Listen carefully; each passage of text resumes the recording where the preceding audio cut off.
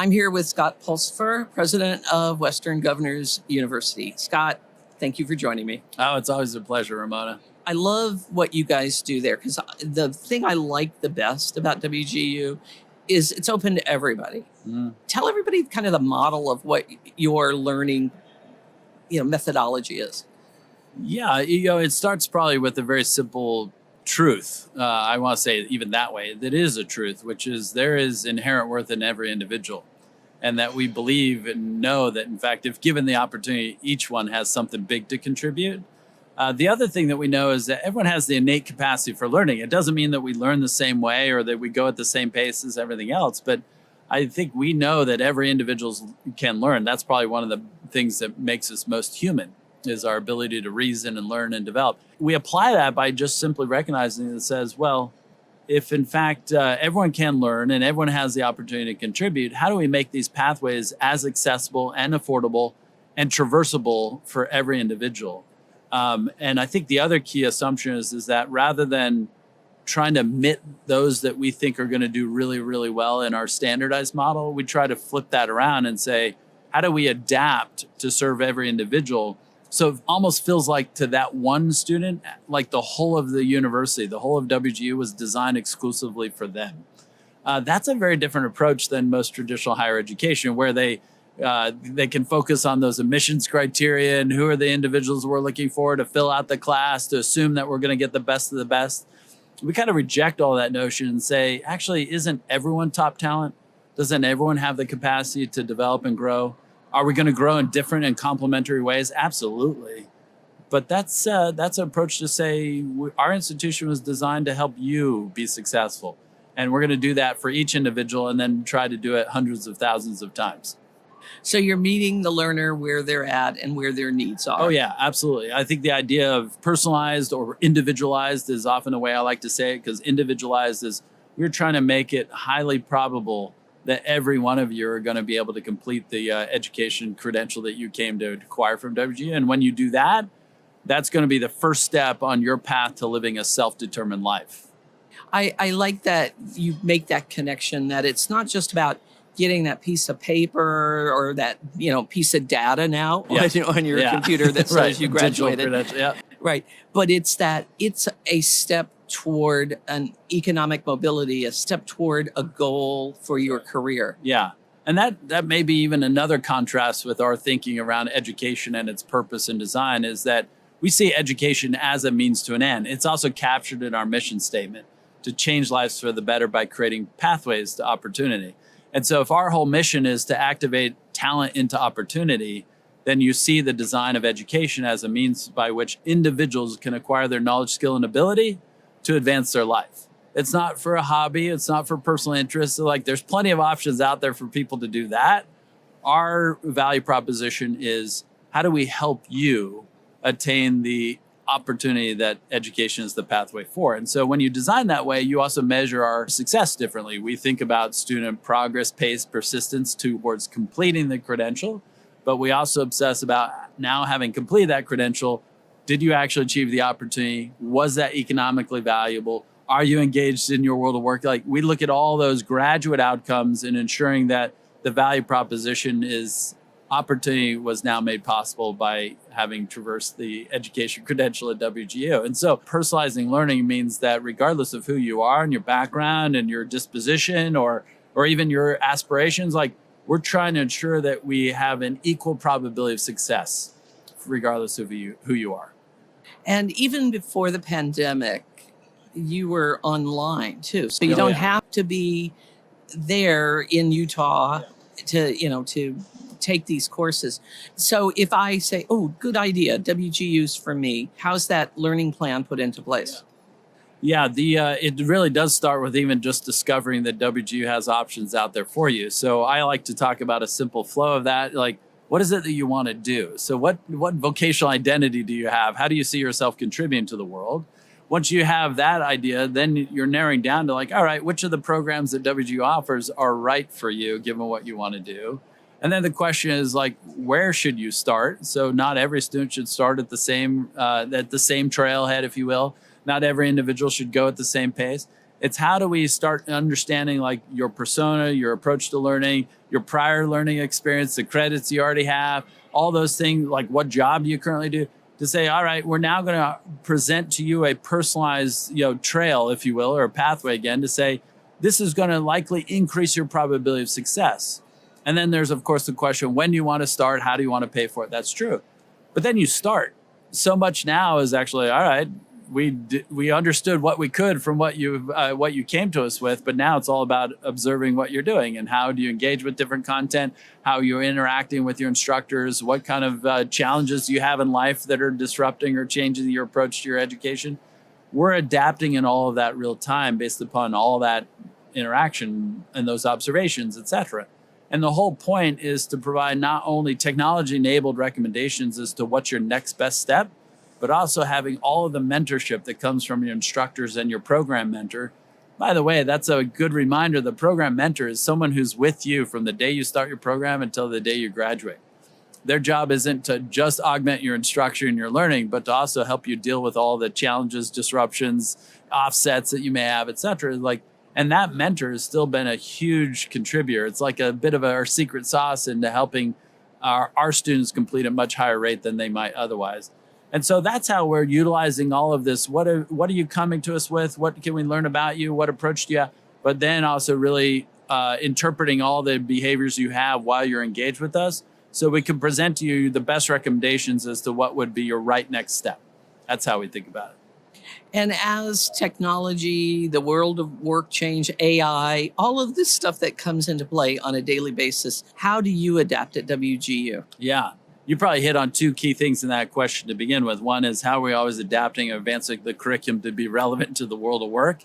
That certainly, technology is increasing the pace of that change. We know the shelf life of skills is declining, or the knowledge is declining, meaning you're going to have to make sure that what you're learning in our curriculum is directly relevant to the opportunities you see within the next, call it 3 to 5 year horizon. That may be 2 to 3 year horizon, maybe 1 to 2 year horizon in the future.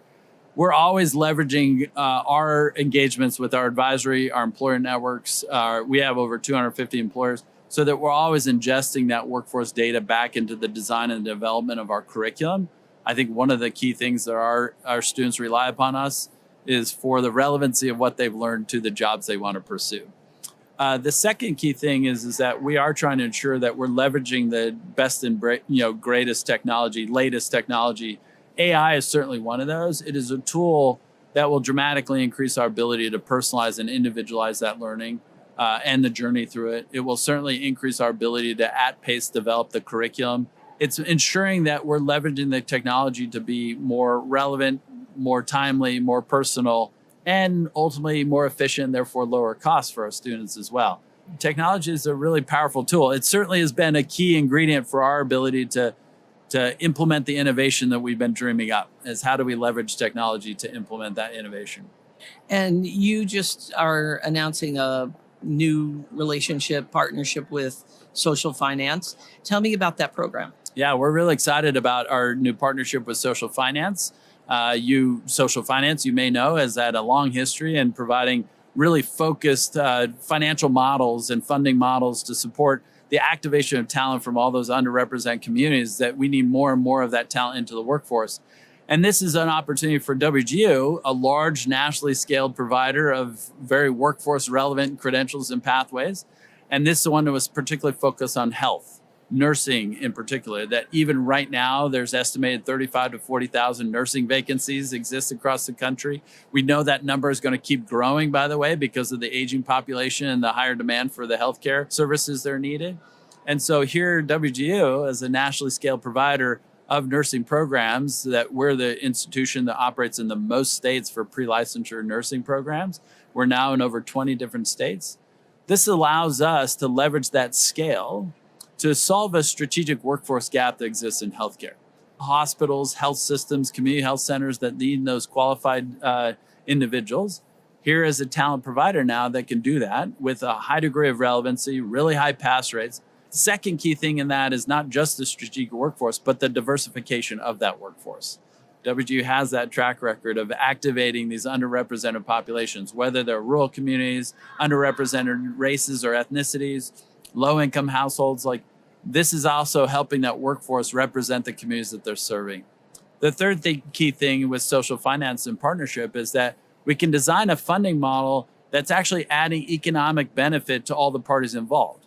I'll start with the employer, because the employer, there's a really high cost. It's estimated to be roughly $50,000 a year for every unfilled role and the hiring and turnover associated with that. If you also consider vacancy rate and hiring of traveling nurses, like hospitals and health systems, they're bearing a lot of economic costs for the unfilled nursing positions. So if they can actually fill those positions with guaranteed high quality talent, it's worth it to them. The second key one is certainly these diverse individuals from different backgrounds, affordability of a credential. It's a real deterrent to getting the workforce that you need. Well, here's a model by which roughly $35,000, half of the program to complete at WGU, can be funded out of this fund with social finance to provide that upfront funding of your education. Then, of course, for WGU, we're the provider of that. That funding for the student is coming to us to provide all those services to that individual. Now, the funds can also be used to cover non-tuition related expenses. The net of that, though, is now we as a low-cost provider, but with high quality and highly relevant programs, and individuals now have a much more lower cost option with also the financing and funding to go with it. And now an employer can have guaranteed talent. And the benefit of that is now the employer is also participating in the repayment of the financing. So if one of those graduates goes to an employer partner and stays for 3 years, they can have their full loan repaid in 3 years, not 20 years, in 3 years. If for any reason you don't go to a partner employer, you will also have a loan, but that loan will be at concessionary rates. You're basically repaying principal only, no interest. And so you get a no interest loan to fund your education into that opportunity. And it even accounts for downside risk about if you aren't employed or you don't get a job or you aren't above an earnings threshold, you're not going to pay for the education. Now, we know that you didn't start your education because you didn't want to be not employed. You want to be employed. You want to have a great job. And so we see the benefit of WGU with its ability to activate that diversity of talent at a low cost with direct relevancy. That allows us to provide a national scaled solution by which we can bring those talent into the workforce. And employers are also solving their workforce gaps and their economic costs associated with it. So we think it's like a trifecta of goodness in terms of education opportunity. And when is this going to go into effect? We launched it just this July. And so we have our first students enrolling in the program supported by the fund. WGU is also a partner to that. We're seeking broader base of funders that are contributing to the $100 million capital base. It is the Renew Fund, and that is reinvigorating nursing educational workforce. That's what the Renew Fund stands for. That's a $100 million capital facility that allows us to finance thousands of new nurses over the next 10 years. And in that, do they get the WGU mentorship, They get the whole package? package. They get the full package at WGU. It's like we would afford them everything that they need to increase the probability that they're completing. And that's one of those strengths too, is that the licensure pass rates of our nurses is also above the national averages for nursing pass rates. So not only can you go at the pace that's right for you and do it at a lower cost and have this strategic funding from the Renew Fund, you're also going to be highly skilled and highly qualified for the jobs that you're seeking. So we just launched that this month. And then kind of to add one more question to that, you said you're in a certain number of states. So that includes like the healthcare partners that you may have who are or potential employers? That's right. Because when we're in over 20 states that we offer pre-licensure programs into, those health systems and hospitals, et cetera, are also mostly aligned with those states. Now, we're not stopping at 20 states. WGU will continue to increase the number of states in which we can provide these initial licensure programs. And that's one of those key things. Like this is where, if you will, that regulatory triad exists around higher ed, is that states have to authorize the institution, you have to be accredited. And so for nursing, this is one of those cases. You have to be authorized state by state. And so you don't have any reciprocity across the country. This sounds like it's the idea, as we talked before, is meeting the learner where they're at, but you're also meeting the employer where their needs are. That's right. In the partnership together, you're creating opportunity. Yeah, you're actually hinting at a theme that was also part of WGU in its founding. You know, like Western Governors University is like, It was actually established by states for states. And that is still true in our, if you talk about the US, and we'll talk about the economy broadly, but in fact, there's not a national economy in the sense of like, oh no, all sectors operate in all states. The national economy is actually just made up of all the diverse regional, economies and state economies. And so we've even seen that in our enrollment, is that programs that will be in really high demand in one area will not be the same programs that are in high demand in another area. The same way when you look at employers and the demand for talent, it's like, oh no, that's as diverse as the states are that comprise the United States. And so that created by states for states is a theme that still exists in WGU today, that our national scale has actually happened because we've been relevant locally. Scott, thank you. Thank you so much, Ramona. Always a pleasure. It's always great to be with you.